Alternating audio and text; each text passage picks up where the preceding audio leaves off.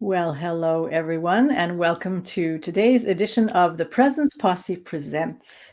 And today I'm with Bobby Cobb and Danielle McMahon. I'm Miriam Siegel, and we're going to be talking about presence and jealousy or envy, because they're not the same thing. We've just decided they're not the same thing. So, who wants to start? We'll just sort of throw that out there. Anybody want to say anything just to start? Well, I wasn't here for the jealousy's not the same as envy conversation. We could start with that. I just threw it out there, so go for it, Danielle. I'm not sure about that. I want somebody else to explain that to me. I sort of feel like I'm in Danielle's camp that I don't remember the conversation that we had separating the two, but I think they are at the very least different sides of the same coin. That they're similar in nature. One of the things I'm thinking about jealousy and presence and jealousy is if you are present, when we are present, it's difficult to be jealous. Because I think jealousy, at least as the way that I'm unpacking it, jealousy requires time travel and it requires a lot of assumptions, at least to a degree. So those are my initial thoughts. And I do see them, I think when we think of jealousy, we're thinking of, I'm worried that my partner may find somebody else to go out and do with, and I need this. But you could be jealous of somebody else's success, which I think is the case where we maybe will label that with envy. So those are my thoughts. What are yours, Miriam? You introduced. You started this. Well, it could also be because I don't always speak English, and there's a definite distinction between jealousy and envy. Jealousy then being to do with people. So if my significant other is flirting with another woman, then I might feel jealous. But I'm envious of another's success. I'm envious of. So there's a distinction between jealousy being to do with relationships and people, and envy to do with things. Yeah. Or states of being. That still kind of, to me, sounds like separate sides of the same coin, though. Yeah, I mean, it's coveting in one way or another, kind of, I guess, or fear of lack in any particular way, shape, or form. Yeah, so we don't really have to make the distinction. And when I made the Facebook event, I put jealousy / envy, and it just, again, partly because some people will make a very clear distinction between the two and some won't. Right. And so it's good to mention them both, because bringing up covet, it seems like God made the distinction because he separated your neighbor's wife from your neighbor's goods. Yeah. I mean, it's a very specific coveting as far as God is concerned, at least in the commandments. Yeah. Yeah. Okay, back to you, Danielle. So right off the bat, you guys are throwing out things I really haven't thought of. Cool. Jealousy to me, I remember a time in my life when I felt like I actually didn't have any emotional intelligence at all, right? Like I had gotten to the age of 30 and I had trouble naming emotions. I had trouble feeling emotions. Like I kind of had to start in elementary school with that and start learning to name emotions. And when I got to jealousy, I was like, that seems like just a useless emotion. Like, what do we need jealousy for? It doesn't seem productive on any level at all.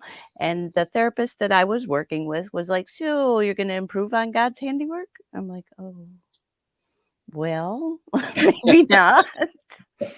Maybe not. Maybe there's some reason for it. So as I went through that process, I chose for it to mean to me, or to serve the purpose or provide the information to me, that if I was jealous or envious or covetous or whatever word we'd like to use there of something, that it was something I wanted. Right. So if instead of making it into a painful situation where I was just feeling less than or lacking, as you said, I could actually use it. Right. Like, okay, that's something I must want. If I'm jealous of somebody else having it, whether it's success or um, a flirtatious relationship with my significant other or whatever that is, that's something that I can develop. I can, experience that if that's something I want to do. So then it was a, phew, okay, I don't have to improve on anything. I can just improve on my perception of it. Mm. Hmm. Perception's a big deal. Yeah, Yeah, I was thinking about perspective as well, Mhm. which, different forms of perception. I think that's a huge deal. I'd love to share a story of jealousy that happened about 45 years ago. Um, my best friend had just started dating a new girlfriend, and she was the most physically beautiful girl either one of us had ever seen. And like just him getting up the courage to ask her out was, he was doing some mental gymnastics to get there, but he did ask her out and they started dating. And they've been dating for a little while, and we were meeting her out, and she beat us to the location. And when we got there, she was surrounded by guys. Mm. And they were all, it was like a line to see whose line might work with her. And my buddy got jealous. I mean, it was arising, and he's like, oh God, oh. And his body language was indicating that he was uncomfortable. And so the crowd leaves once we got there, and we all just sit down and start talking and everything. And there was like this weird little tension between the two of them. And girl's name is Misty, and she said, "What's going on?" And Lee starts to kind of justify, and she goes, "You guys talk about this. I'm going to go to the bathroom." So she goes to the bathroom and comes back, and she said to him, and I won't get this right, but it was some version of, "You're dating a pretty woman. I'm pretty and I know it. And, it's given me a lot." That just happened is normal. So I don't like it. I don't encourage it. It just happens. So if we're going to be together, you need to get over that.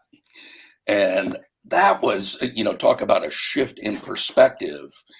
And it was interesting for me because I wasn't involved with it. So I didn't have the Mhm. mental static. I'm just kind of watching all of this unfold. But for both Lee and I, it was a massive aha moment that shifted everything for him. And there was a friend of ours who later said to Lee, when we were talking about it, he goes, "She's paying you the ultimate compliment, man. She could be with anybody, and she chose you." And that was like both of those things happened, not necessarily the same day, but within quick succession of one another. And that was a massive shift in perspective and perception, at least from my point of view, because when jealousy arose now, it became a trigger to go, it was a powerful enough experience that it became a trigger for me to go back inside and go, all right, what am I missing? What's really going on here?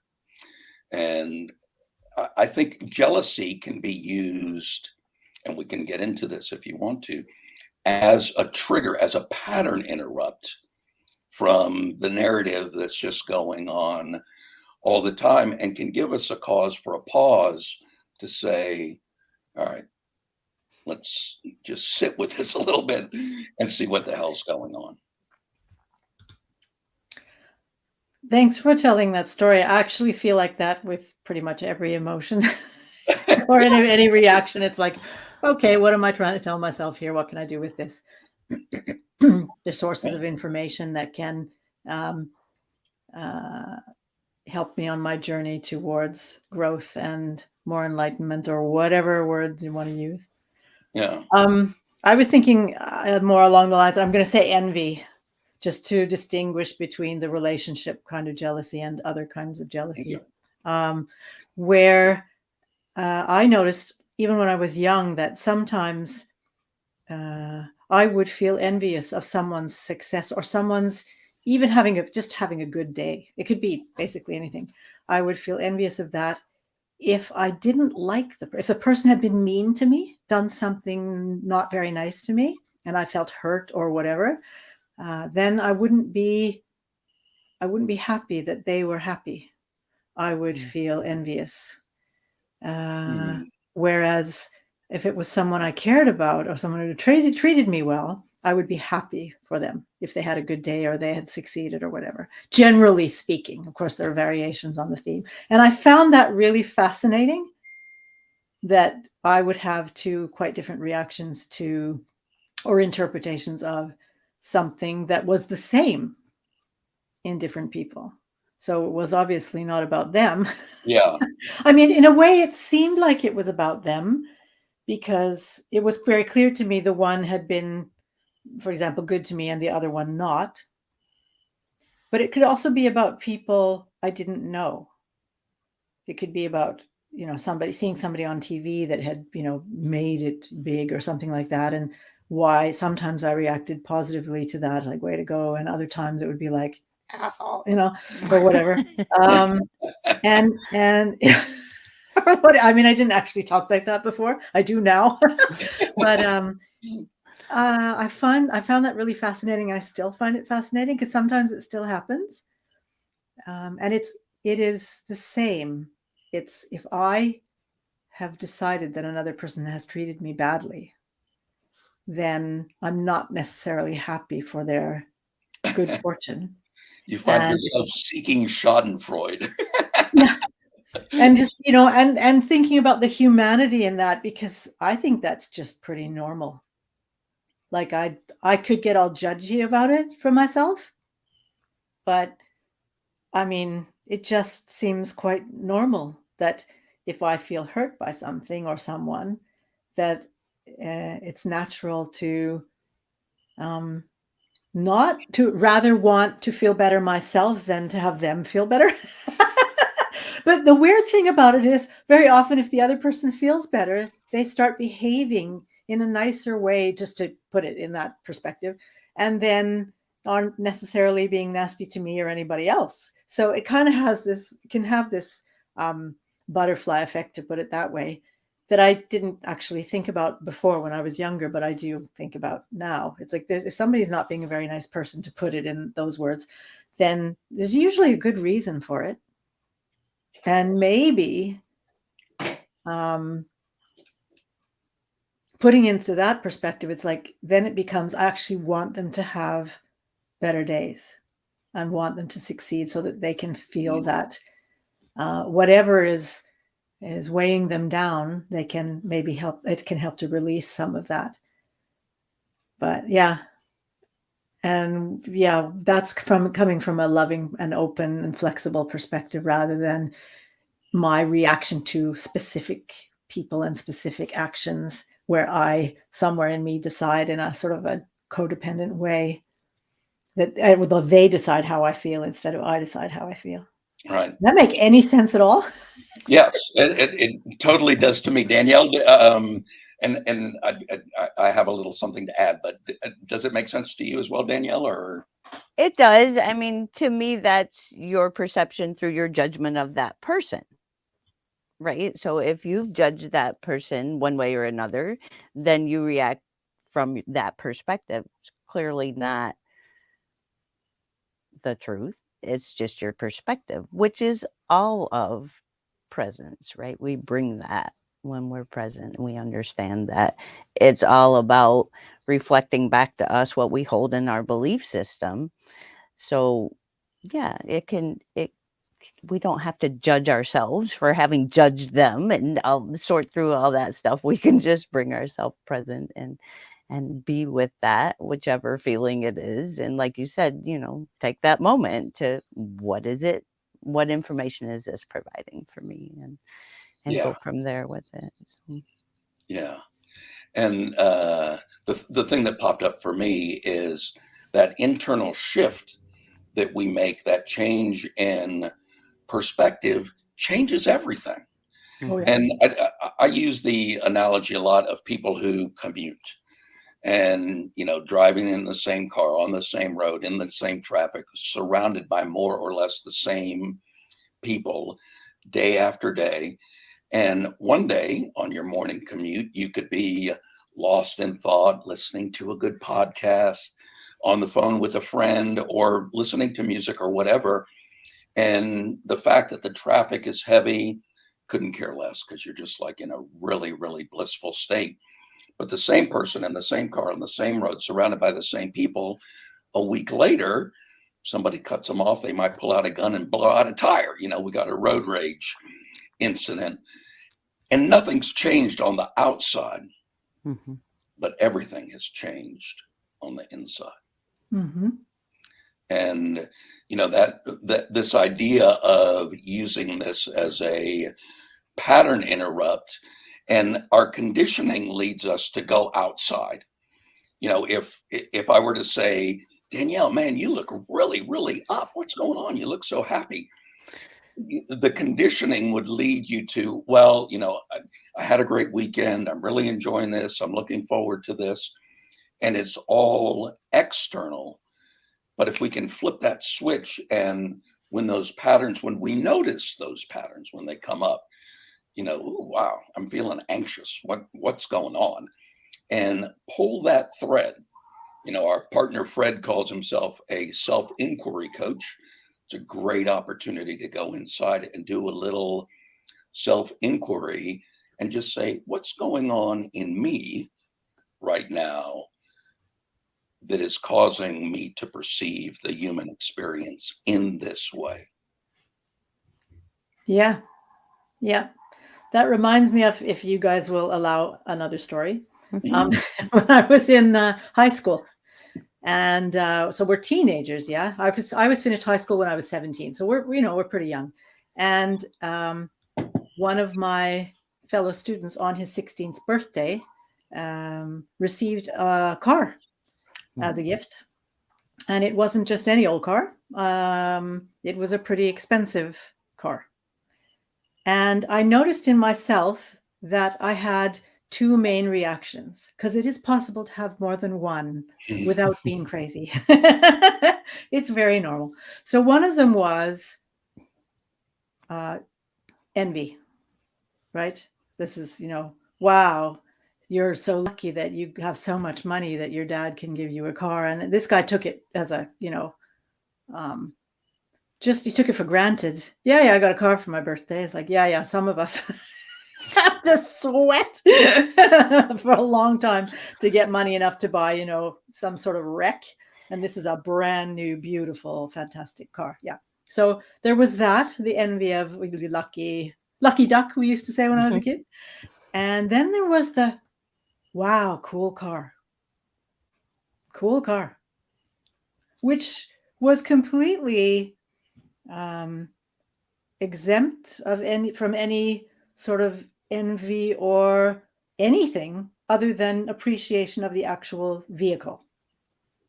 And I've noticed as I've worked with presence and mindfulness and all of this, and even especially the relational aspect through the years, that the majority of, if to call them reactions, I have are more cool car.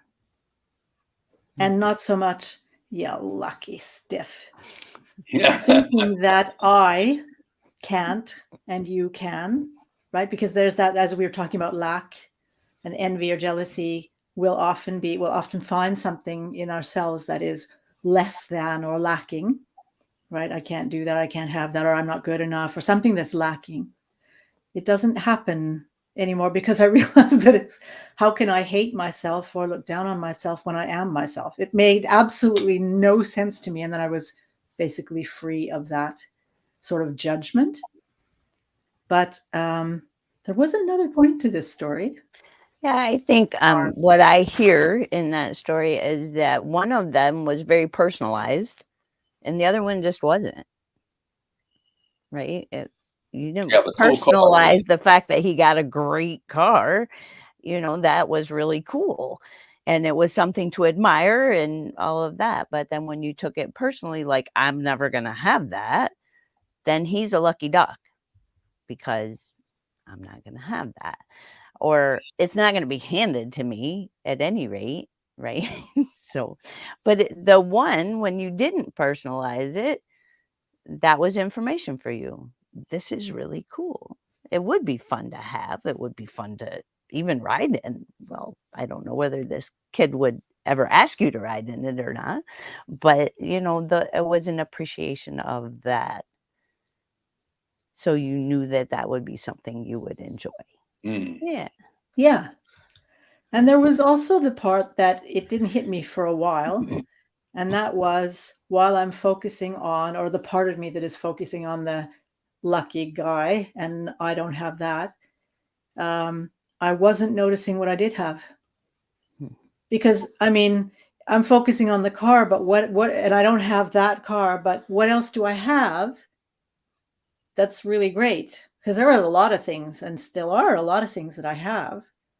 If we're going to go into the have thing, that, I may not be Bill Gates or whatever, as far as goes. That was this huge. Let's just make a huge leap. But that doesn't mean I don't have a lot of things I can appreciate and that make my life easier, for example, or that I can sit and enjoy. And I actually am going to throw in a thing here. I've been told a lot of times, and I see this all over Facebook and many places, money can't buy happiness. Or But it can things. buy It's me a not the boat. things that make you happy, it's the journey. And I'm like, nah, sometimes it's the thing. I can have, gotten a thing, and every time I use the thing or look at the thing or whatever the thing is, I feel so good. And yeah, okay, there's a journey, but there's also the whatever it is. So I don't buy into that. It's not the thing, it's the journey. I just don't. It doesn't. That's not how it is for me. It can be both. Yeah, so I quoted a line from a song, right? When you said that money can't buy happiness, but it can buy me a boat. It can buy me a truck to pull it. It can buy me fishing gear. It can buy me all these things that will allow me to have an experience that I would enjoy. Yeah. And yet our two partners, Bobby and Fred, both work with people that have gotten all the things and it hasn't brought them the joy. So I think, Bobby can speak to that probably pretty specifically about how is that? Or, and I'd like to ask another question first, actually, is so you can see a world in which money can buy happiness and the journey can be the reward. Can you also see one where neither of those is true? That the journey is not the reward and money cannot buy happiness? Well, actually, the immediate thing that comes to mind, and this is sort of general experience, is what's a reward? It's like, what? Everything is. Life is one heck of a dance, Right. So it's like, what's a reward? Makes no sense. Yeah. Yeah. So in working with some very successful people, that is kind of my target market, the ones who have made it and have set goals and are just finding, that they've climbed to the top of the mountain and they're like, is this it? I mean, I was expecting, parades and blue skies and sunshine every day. And so that reward, they have been pulling that, pulling that, pulling that. And as I start to introduce some of the things that we talk about on this podcast, there's this switch that flips in their mind to go, so what? Am I supposed to just like sit under a tree and meditate every day and not do anything? I get Which that too. I don't ever say that. I don't know where. I think it comes from conditioning. I believe that, that we have to go no pain, no gain, fake it till you make it, power through, suck it up. This is all kind of in our language. And there was a guy who was like listing out some things that he wanted to do. And this was like early on in the process. And he's like, I want a job that I love showing up to. And when I show up to it, I want to show up to it in a Porsche. And he was very clear about what it was that he wanted. And I said, if you had the job that you wanted, but you had to ride a bike to get there, would that still be okay? And that, that's just kind of scrambling his brain and bringing him outside of the box a little bit. And he's like, yeah, that could still be okay. And then I took the job away and I said, if it wasn't that dream job that you have built in the theater of your imagination, is there another job that could be just as fulfilling? And he's like, yeah, there could be more. And so that just like opened up this mental prison that he had constructed for himself. And then I said, what I'm suggesting is if we learn mastery over our internal experience, and it's not really something that we have to master, it's just something that we have to realize because it's there and it's innate. We are innately aligned. We are innately grounded. We are innately resilient. We are innately creative. And it's relaxing into that. And then once you've relaxed into that, now going out and doing whatever it is that you're going to do from that perspective and that perception, very possibly things could be a lot easier. Doesn't mean that you can't continue to appreciate whatever that little unique device is that you get a certain sense of satisfaction from every time you use it, Miriam. And in fact, in my experience, if we're in that place using the thing that we like, we have even a deeper appreciation because we're more present, because we are mindful. And we can sit and look at that device and go, God, it's perfect. It's so cool. I love it. Yeah. And even the journey as part of the experience of the thing.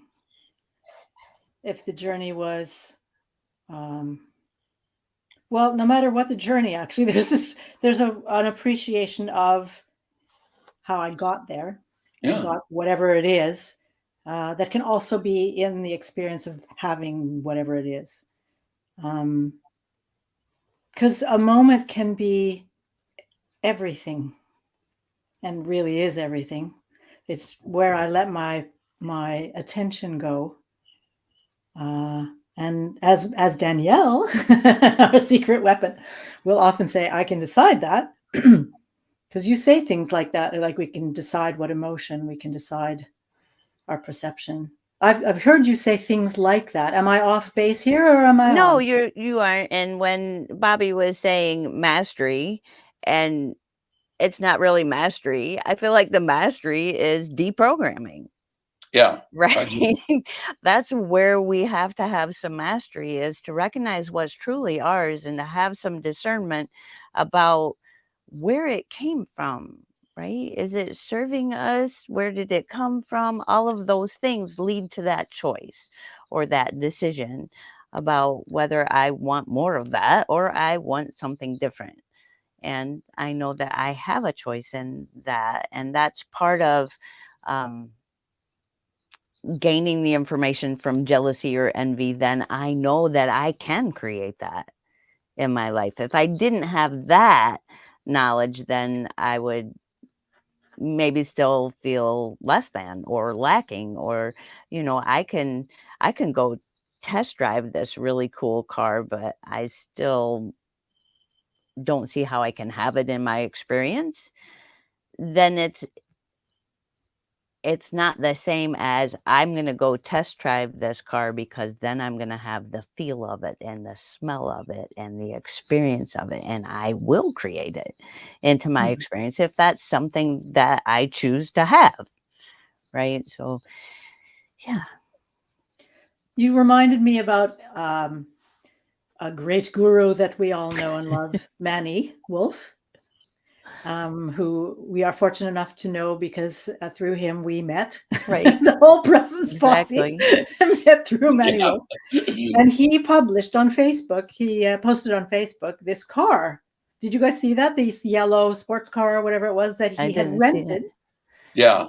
and driven. He didn't buy it, he rented it and had a great experience with this car.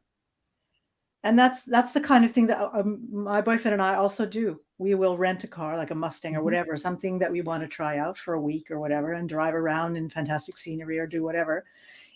And it's so great. And in a way, it's almost better that we don't own it, Right? because the experience of having it for a week is just like, wow. And I think if we had it every day, we might not feel like that.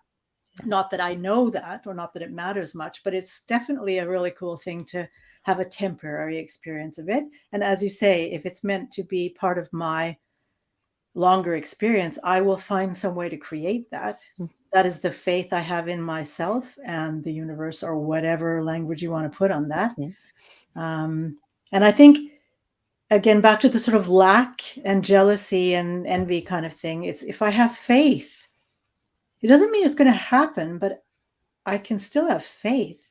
And then I don't have to worry about, I don't have to go into lack and jealousy and envy.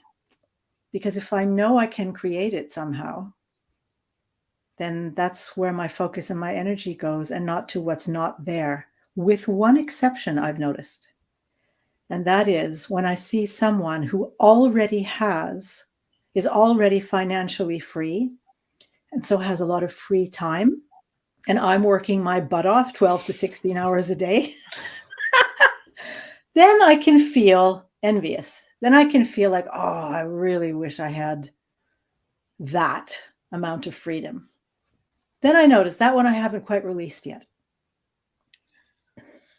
Well, but if you dig into that deeply enough, could that also be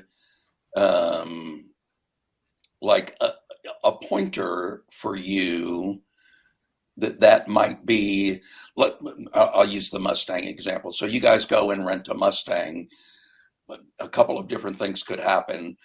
One could be, you might say to yourself, well, that was fun and that was a cool week, and I got that out of my system. I've done that. I can check that box, and maybe you never give another thought to it ever again. Or maybe you go and drive it and it's such a wonderful experience, it starts pulling you toward it, and you think, you know what? I'm going to sell whatever it is that you're driving now, and I'm going to work on getting a Mustang. And now you've got a goal. But those are both deeply inside of you. And I think one characteristic of both envy and jealousy is we have to get out of our experience and out of our head, and we have to get into the 16-year-old that got the car, or the girl that may run off with the hotter guy, or whatever. We have to get way lost in the experience. And, part of envy, I'm guessing, might be the fact that you think, I'll never have that. And that sucks that he has that. Or in the case of jealousy, it's the opposite. I have this now and I'm about to lose this. And those things could happen. And if they do, now what? Or so what? And thinking about that, we're telling a lot of stories today for some reason. And I'll share another one with a client. I had a new client that I started working with about a year ago, who had just met on a trip to Mexico. his dream woman, and she was amazing. And he was with her for about a month, and they were connected. And he was pretty sure he was done. They were going to spend the rest of their lives together. But then he came back to Alaska, and the long distance thing was a little bit more challenging. And he was coming to me to, like, you know, God, I got to get some grounding around this, and some new thinking around this. And as he was telling me the story, that he's like, now I can't get the thought out of my head that she might leave me. And my response was, well, she might. That is a possibility. Yep. And if that happens, now what? And his initial response was, I'd be crushed.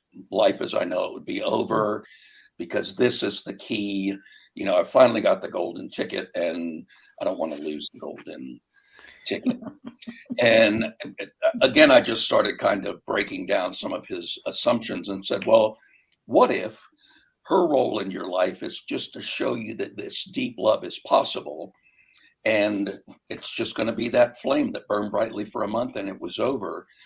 And now you've met another woman who, because of your experience with the first one, allows you to love this one even deeper. And you could just, the shift in him was like, yeah, that could happen.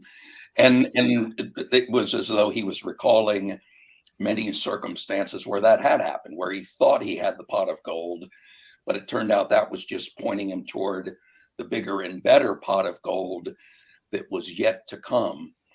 And one of the things that we spent some time talking about was, in the mental state that you're in right now, when we were initially talking, are you more likely to attract her or to repel her? And he didn't have to think. He goes, I know that because I am repelling her. And I said, okay, so let's stop doing that. And, you know, then there was a lot of conversation around how to stop doing that. But it mostly focused around coming inside. Don't focus on the story that's taking place on the screen. Focus on the fact that you're the light in the projector that is giving life to the images that are flowing before you and projecting it up. And the projector and the screen don't care whether or not we're watching a romance or a comedy or a thriller or a horror show. To the projector and to the screen, it's irrelevant. It's just what's happening now. And, you know, that just kind of brings us back to presence. Now, here's the interesting thing. He did a really great job with that.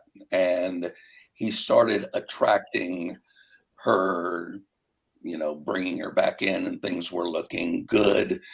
Again, he traveled down to Mexico. Again, they didn't connect, but he now has met woman B and said, you know, the story that you suggest, actually he didn't say that, I'm kind of filling that part in, but he now is with like the woman of his dreams. And you know, it's kind of like that's what happened. The first one led him to the second one, and it's like a whole new ballgame. And what that is often the case. Yeah, it's, at least I'll speak from my experience, is that whatever happens is a step towards the next that I can't see in the moment. But right. If I'm open, that's how I experience it. This is just a flow. This is a river, right? And I'm floating on the river, and away I'm going. I can't necessarily see where I'm going, but I'm going somewhere. And just trust and trust. I spoke about faith earlier, and there's this sort of not trust that things will go well. I don't buy into that. Oh, it'll be fine. No, I trust that I will be able to handle it or get help in order to handle whatever shows up. And it might not be what I think I want in the moment, but it will lead me somewhere and to some sort of growth and some experience of life. And that's never a wrong thing. Like when I was mentioning about this, sometimes I can feel envious towards people who have lots of money and lots of free time. I realized one of the journeys I've been on, when that shows up, that experience, I realize I'm trying to tell myself that I'm tired. And what I'm really looking for is a rest, a break. I'm doing too much. I'm giving myself too much. I'm carrying too much. I'm making not necessarily the best choices for myself, and I need a break. So it's not really about tons of money and having lots of freedom. It's about how am I taking care of myself or not taking care of myself, and what changes can I make to take better care of myself. I like that. And could you unpack that even just a little bit more? It's specifically like, so free time and money, and then there's this realization that I need rest. I need to take care of myself. What is there like a specific trigger that helps you with that that change in perspective? You mean presence? Yes. but Darn, are we talking about presence? well, that's what I'm hearing that you're coming back to. So I'm interested in your experience. Like, so you're having these envious feelings, and that ultimately becomes a trigger to you to come back to being present again. But so many people never get that message. And No. I think that's the message that we are supposed to be getting at. You know, your work, Danielle's work, my work, Fred's, Malcolm's, all of our works are pointing back toward the presence. And, you know, on one level, Fred has a saying that he says, it's simple, but it's not easy. Yeah, that's a 12-step saying as well. Oh, is it? Okay. Well, I like that.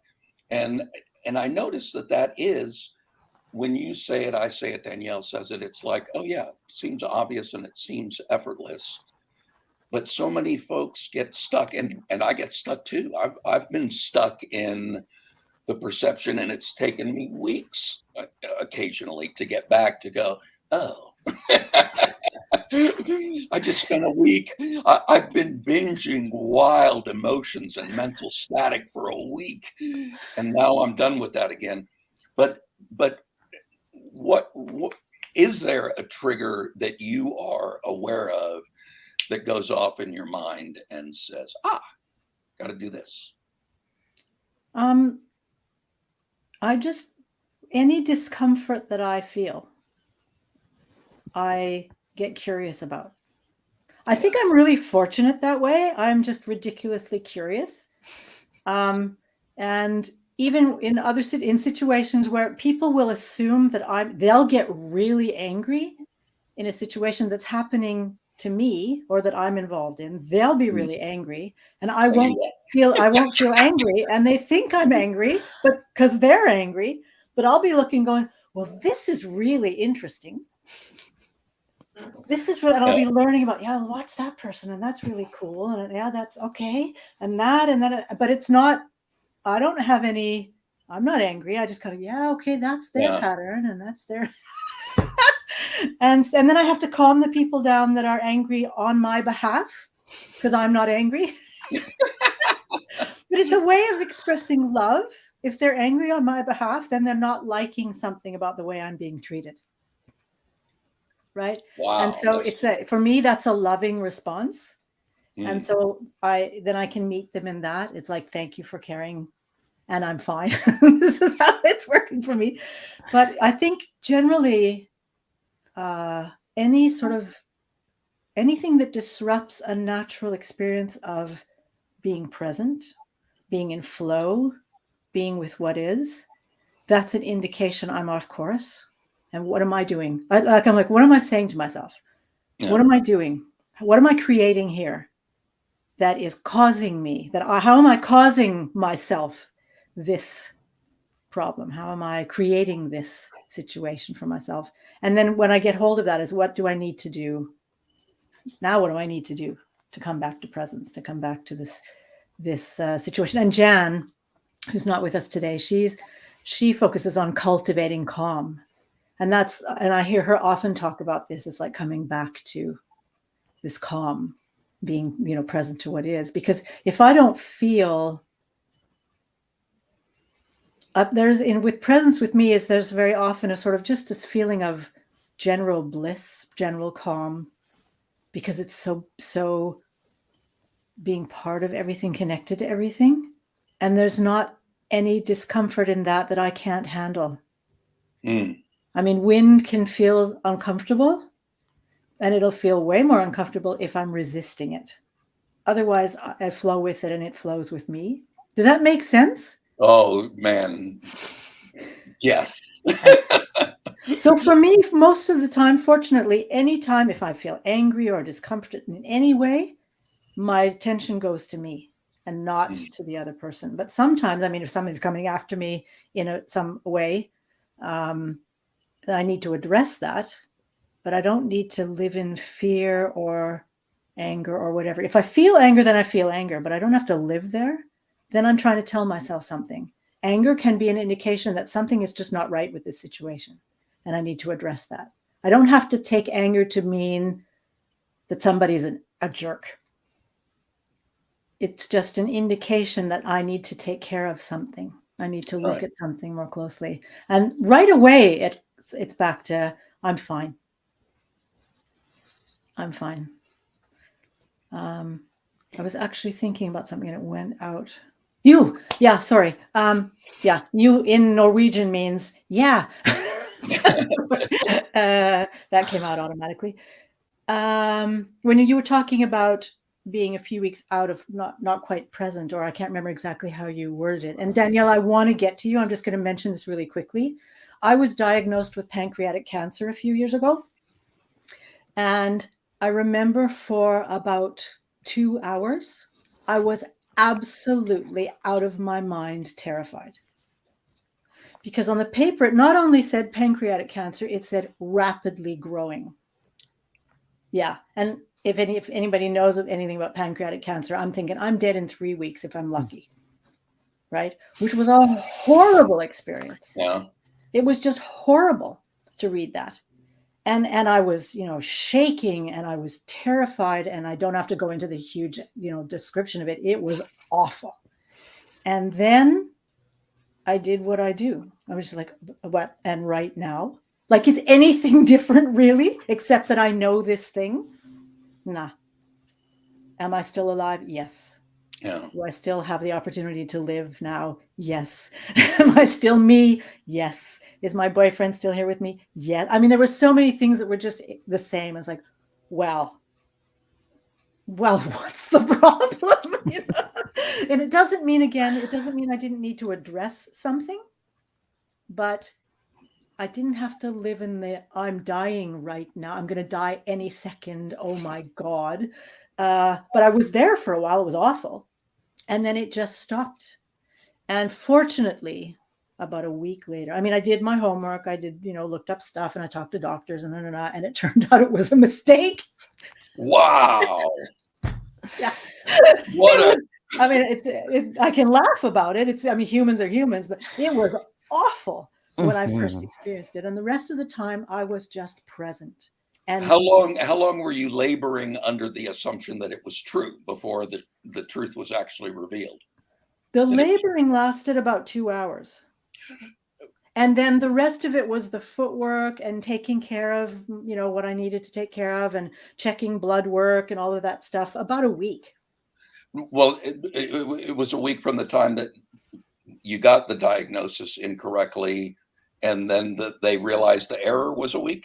And yeah. So I was fortunate it didn't last longer than a week, but I'll tell you, there was a lot of work going on, but yeah, those 2 hours were quite amazing. So, and the fascinating thing, and I don't really want to say much about this because I really want to get to Danielle, it is how quickly, the moment I got hold of the now, it just disappeared. I mean, I stopped shaking, boom. And it was just like, I was not afraid at all. because there was nothing to be afraid of. And if I was going to die, I mean, that was just like, okay, that's what is. And then I had work to do. And I mean, if it had turned out, because I mean, for a week I thought it was true. So of course I'm thinking, okay, and it will, and you know, all of those practical things, but I wasn't in that overwhelming fear of, as you call, time travel. It was all about now. And that was a very, very valuable lesson. So enough of that. Malcolm saying hello. Danielle, is there anything I want to bring you in here? And I've said it like 5 times, but I really do want to hear from you. So I think, what Bobby was asking is, we all have some skills in this. We all have some ability to be present. And that was a beautiful explanation of it. I'd heard it before, so I was already relieved. I'm not living this through her with her as she's doing it. And I also have that experience of people being offended for me when I'm not offended. I'm like, okay.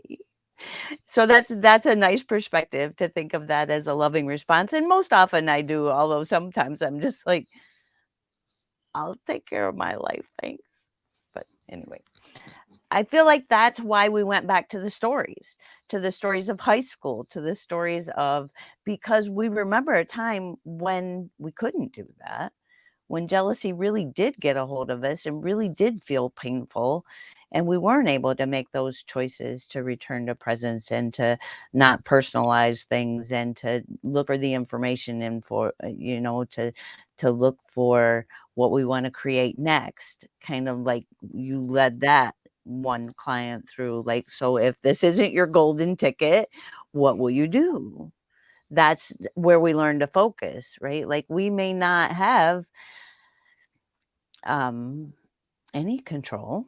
It might be an illusion.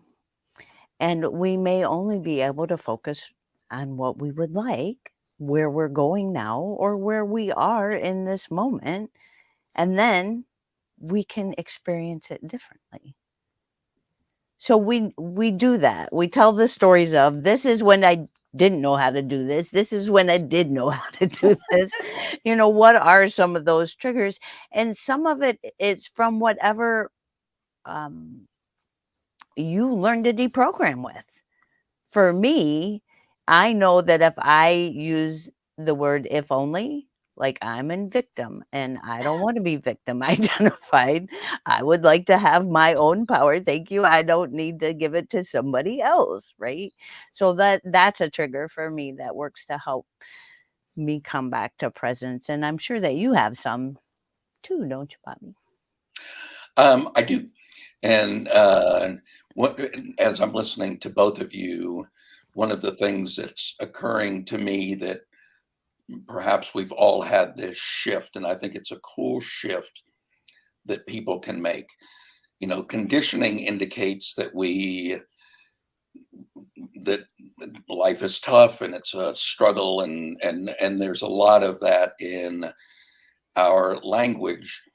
And so moments of awe, or, like spiritual moments, or just like when you're truly, truly blown away, mind-blowing experiences, those seem really unusual, and they're remarkable and spectacular because they're outside of the norm.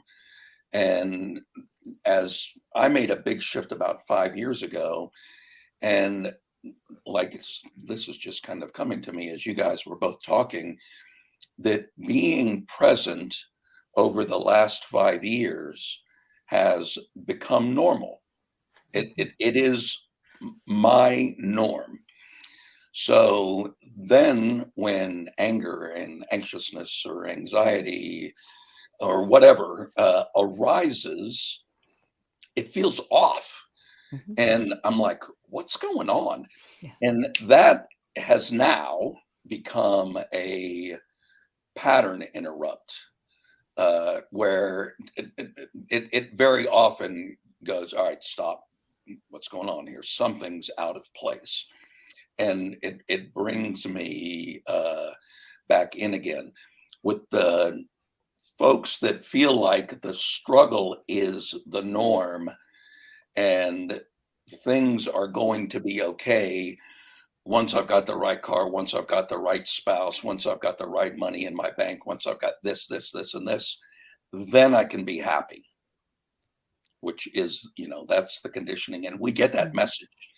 Every bit of advertisement, if you look at it, is Danielle plus these 8 essential keys equals Danielle 2.0.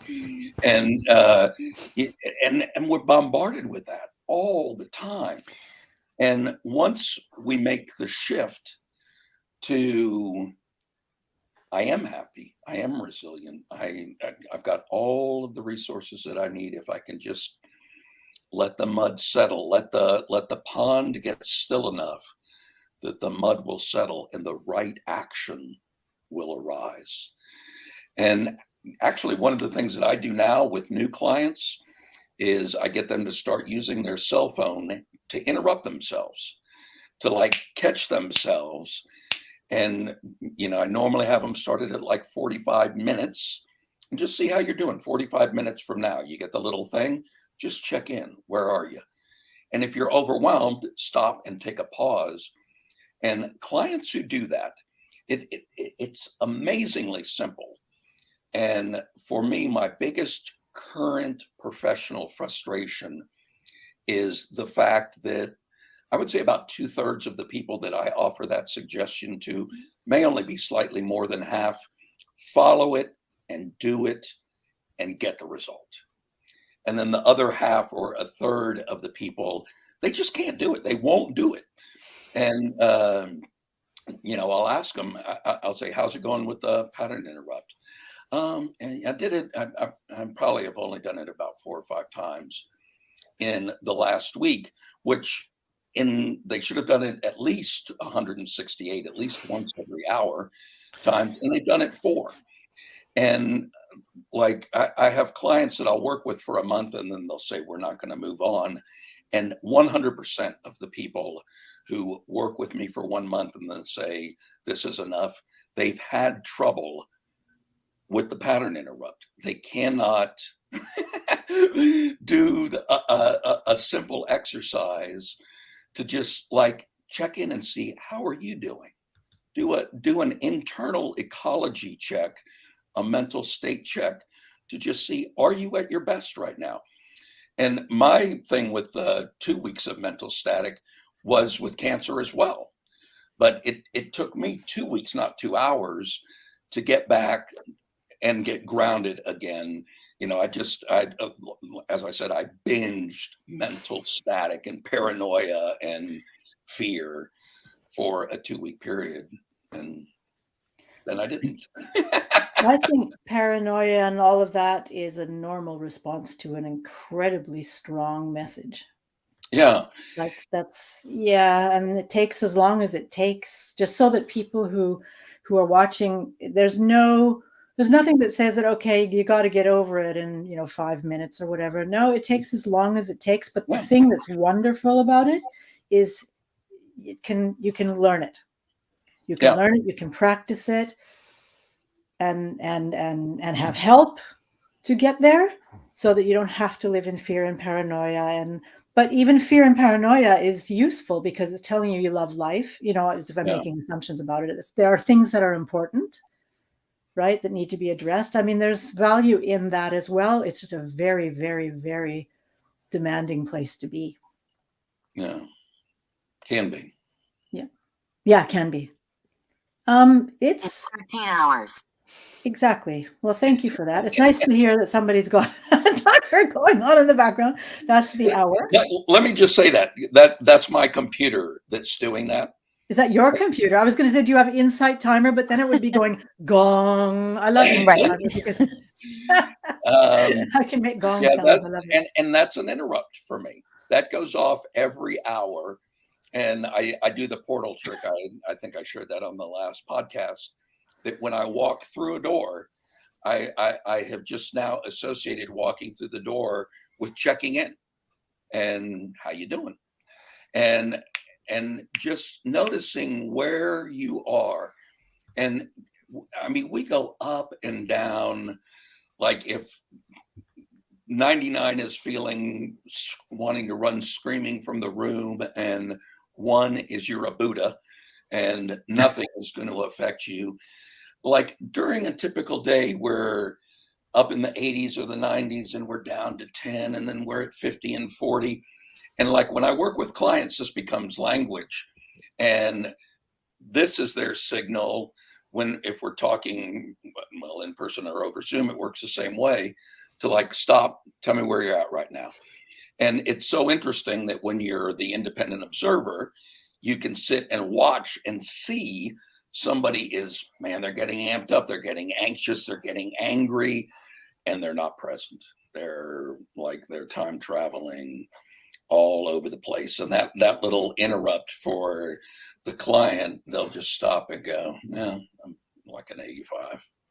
And then we'll talk for a little bit, for like 30 seconds, or maybe we'll do a quick breathing exercise. Now, where are you? I'm like a 35 or a 40. And that realization that we have so much control over how we're experiencing the human perception, you know, that shift from the commuter, from the road rage to the guy that's driving in bliss, or the gal that's driving in bliss, that's what we control. And the moment that we take control of that, instead of just being bounced around like a pinball, reacting to whatever is showing up, and say, hey, we can drive this thing. Let's navigate it a little bit better. That is a huge shift. And then people often find out, I have a friend who told me her strategy when she has an impulse purchase at Amazon, she puts it in her shopping cart and leaves it there and walks away, doesn't buy it, and then comes back. And next time she's at Amazon, she sees that there's some things in her cart and she goes and looks at it. Sometimes she buys it. Sometimes she leaves it there. Sometimes she deletes it and said, I don't want that really. And, you know, it's just an opportunity to come back and revisit it from a different point of view, a different perspective. Beautiful. We are at the end of our hour. We're a little bit over our hour, actually. Danielle, is there anything you would like to say in closing, either about jealousy, envy, or an offer you have, or anything? I think the best thing about the Presence Posse is that you get to hear that we have so many different journeys, different skills, different voices, that hopefully we can reach anybody that wants to use the tools that we have as a collective. Individually reach out to us, or at the Facebook group reach out to us, and experience more presence and peace in your life. That was beautiful. Yeah, it's like, okay, are we going to bother saying anything else now? Secret weapon, Danielle. Bobby, do you want to say anything in closing? No, just thanks for tuning in, and thank you guys for making this possible, and particularly Miriam and Malcolm, who work our tech for us. It's really just great to be able to share this hour with everybody each day, or each Monday anyway. So thank you. Thank you. And thanks to everyone who has been watching, or who are watching the replay. I hope you have found some value here. I know I have. I always learn something from my fellow Posse members, and also from questions and comments from people who are watching. So thank you for participating that way as well. We will be back next week, and I will remind you that some of us have turned our clocks forward and some of us haven't. so pay attention in the Presence Posse group to the event, and check your what's it called, time zone, to make sure that you can join us on the 26th of March, I believe it is, or 27th. We'll all be on the same page again, as far as I know. Oh, but okay. until then, just check your clocks and make sure that you can join us. So thanks again, everyone. And if you would like to talk to any of us about jealousy, envy, presence, or whatever, some other topic to do with presence, please feel free to reach out. Our contact information is also in the free Facebook group called the Presence Posse. See you again, same time next week, next Monday. Take care, everybody.